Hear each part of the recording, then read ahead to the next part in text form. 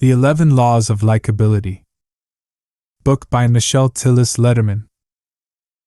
Learn how to grow your business by making people like you. Everybody wants to be liked. And everybody wants to do business with people they like. So, how do you make yourself likable? And how can you grow your business through mutually beneficial relationships? The 11 Laws of Likability, 2011, is your guide to doing just that. By exploring your most likable qualities and examining top tips for connecting with others, you'll learn how to forge meaningful connections and make people like you. Introduction. You like your friends, right? If the answer is no, you guys probably don't have a lot of fun together.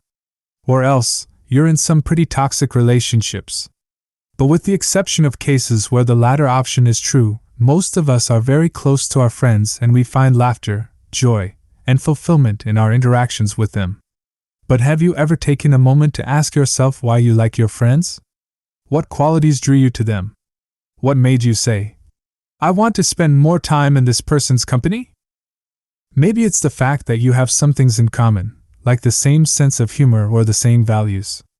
Maybe you admire their kindness, their honesty, or their reliability. Any and all of these qualities can influence your decision to befriend someone. And by contrast, if you feel that someone is unkind, manipulative, or disloyal, you're equally inclined to reject an opportunity to be friends with them. In fact, you might even feel that such a person is dangerous or suspicious. Each of us make these judgments about others every day. It impacts our relationships and our business partnerships. But have you ever wondered what people conclude about you? Have you ever wondered how your own likability impacts your career and your personal life? Over the course of this summary, we'll explore these questions and learn more about the 11 Laws of Likability. Chapter 1. Forge Authentic Connections. You might have noticed that, in the introduction, honesty was one of the first qualities we considered when it comes to assessing potential friendships. That's because, whether we're conscious of it or not, all human beings assess new interactions to determine whether or not we can trust the other person. Quite simply, we're hardwired to do so. It's hardwired into our evolutionary survival mechanisms, much like our fight or flight response. Just as our primitive ancestors would have relied on the fight or flight response to assess the potential danger of an encounter with a mammoth or another predator, so we use our assessments of others to further our survival and keep ourselves safe in social situations. So, how does this apply in the business world? Well, quite simply, it means that you need people to trust you if you want to succeed. Unfortunately, however, most of us have seen firsthand that many people who succeed in the business world are either likable nor trustworthy. Rather, they are simply skilled manipulators who have learned how to play on people's emotions in order to get what they want. And that is absolutely not what this guidebook is advocating. Rather than promoting the fake it till you make it model for life and relationships, the author is interested in providing actionable tips for genuinely becoming a likable person and using your skills to forge positive and authentic connections with others. So, how can we make that happen? Well, one of the first steps is to attack an arena that is often characterized by insincerity: networking events. If you've ever been to one, you know that most people approach networking events with the aim of finding someone who can give them what they want. This doesn't necessarily have to be colored by malicious intent. In fact, a person's motivation can be as innocent as, "I want to talk to that person because they're friends with someone who could really grow my business." There's no harm in wanting to make friends in high places, but the author argues that we should carefully consider our attitudes. So, instead of approaching a networking opportunity with the mentality of, "What can I get out of this?" try to reframe the question in your mind. Instead, ask yourself, "How can I genuinely connect with someone today? And how can I bring value to our partnership?" When you approach networking opportunities with this mentality, you can really see how it changes your perspective. That's because you're thinking with a mutual value added attitude. This term is often used to describe the best approach to networking, and it's easy to see why.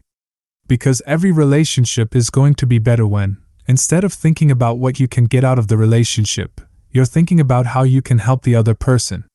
The author observes that remembering this is the key to successful business and personal relationships. So, the next time you're faced with a networking opportunity, try to start by thinking about what you can bring to the table. This attitude will also impact your relationship with likability.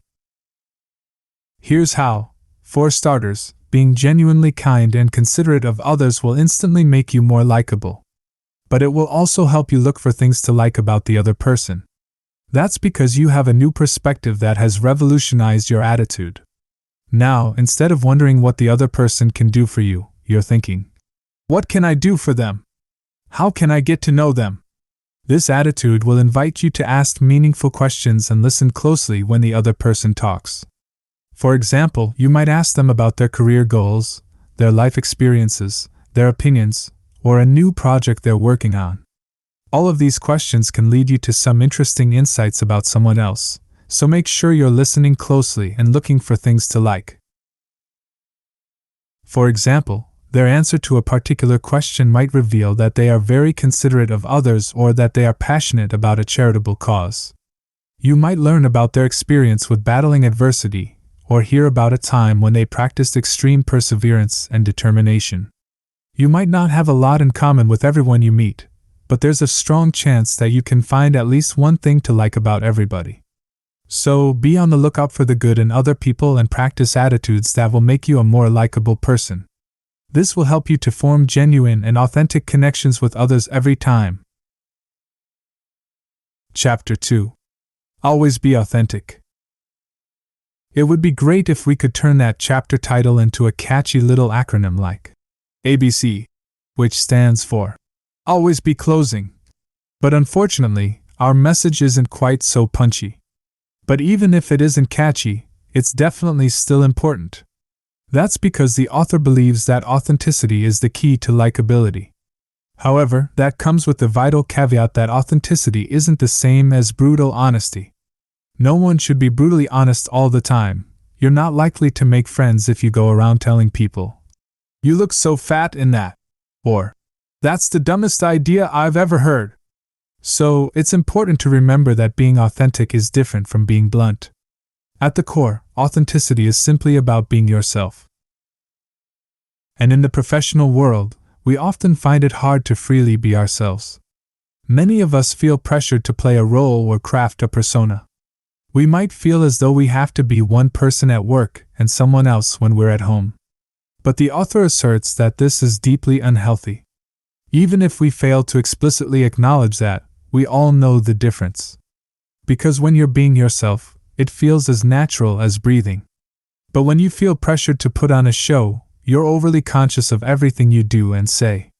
And it often shows in our tight, bright, fake smiles, our too loud voices, or our nervous chuckles. Being fake is never fun, so why do we spend so much of our lives engaging in this useless performance? The author observes that we often force ourselves to jump through hoops because we feel pressured or nervous. For example, we might feel the need to impress someone and worry that we're too awkward to make a good first impression.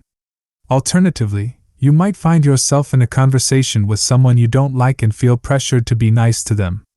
But because we're all going to be in these situations multiple times through our lives, the author believes it's important for us to find better coping mechanisms. For example, even if you're enduring the company of someone you dislike, you can still employ the strategy we discussed in the previous chapter. Sure, you might not like everything about them. Maybe they're loud, conceited, or obnoxious and they, understandably, get on your nerves. But maybe you can look for something good about them. Is it possible that they're really great at public speaking or that they did an awesome job at leading the team on a certain project? Maybe they have admirable time management skills.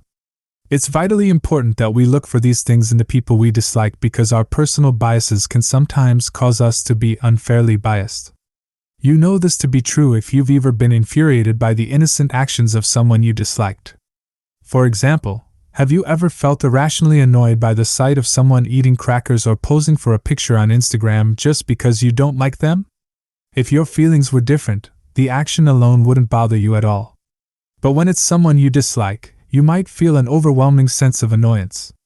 If we're not careful, these feelings can cause us to become unfairly biased toward others, and this can skew our perspective. So, try to be aware of these feelings when they pop up and work to balance them with fairness. This will help you to lose that sense of awkwardness or inauthenticity and allow you to truly be yourself in every situation. You don't have to like the person or be their biggest fan. But wherever possible, you should try to be fair, genuine, and unbiased in your attitudes and interactions. Chapter 3. Know your 3 V's. Have you noticed that every genuinely likable person has one key thing in common? If you haven't, I'll give you a hint. It's the fact that they're great communicators. Now, this necessarily doesn't mean that they're confident, great at public speaking, or that they always know the right thing to say. Instead, it simply means that they know their 3 V's really well. The author defines the 3 V's as the 3 keys to successful communication, and therefore, the secret to likability. How do they work? We can understand the role of the 3 V's by breaking down their individual roles in communication. The first V stands for verbal. Your verbal communication is characterized by the words you say in conversation with someone else. Next up is vocal, or how you say what you're saying. And lastly, we have visual communication, which can best be defined as your body language. In every single conversation you have, each of these 3 V's work together to convey your message to the receiver. And they have the power to change the entire course of your conversation. To examine how they work in practice, let's consider a couple of examples. Imagine for a moment that someone told you, "I love you so much." But what if they yelled it while shaking their finger in your face? Would you feel loved? Or would you feel threatened, angry, and scared? On the flip side, imagine that someone told you, "I really, really hate you. I think you're the worst person in the world." But what if they said it with a big smile on their face and they were giving you a tender hug? Would you instantly feel enraged? Or would it take you a minute for the vile nature of their words to ring up on you? I think it's a pretty safe bet that, in both cases, everybody would opt for the latter response. Why? Because whether the person is saying something nasty or something kind, in both hypothetical scenarios, their words don't match up with their tone of voice and their body language. And both of those things impact our perception of the conversation. The same is true for pretty much every interaction we have with people. And if you're sending weird or conflicting signals with one of your 3 V's, it can alter not only the course of your conversation but that person's perception of your likability. So, as you approach future conversations, try to make sure your 3 V's are aligned when you're talking. It's also important to consider the factors that can get your V's out of whack. For example, if you're trying to sound confident but you actually feel really nervous, this could cause some internal confusion and result in you coming across as fake. Similarly, if you're trying to act like you like someone when you don't, the same result can occur. That's why the author believes that it's important to be authentic whenever possible, especially when that means being honest with yourself. So if you're nervous, just admit it. Go ahead and tell someone and don't try to fake it. Likewise, if you dislike your conversation partner, admit that to yourself and do your best to be extra honest and positive. And last but not least, remember the tip we discussed in the very first chapter. Always approach interactions by looking for the good in others. Chapter 4. Final summary. When it comes to networking, it's easy to see it as an exercise in inauthenticity. We may feel as though we have to present a fake and carefully curated version of ourselves to impress others or get what we want. But the author argues that if you want to be likable, you have to start by looking for the good in others. And above all, it's crucial to always be authentic. So, remember to approach networking events with a mutual value-added mentality. Ask yourself what you can bring to the table, and ask genuine questions to get to know others. You should also make sure to Listen closely to what they have to say and remember to keep your 3 V's in sync.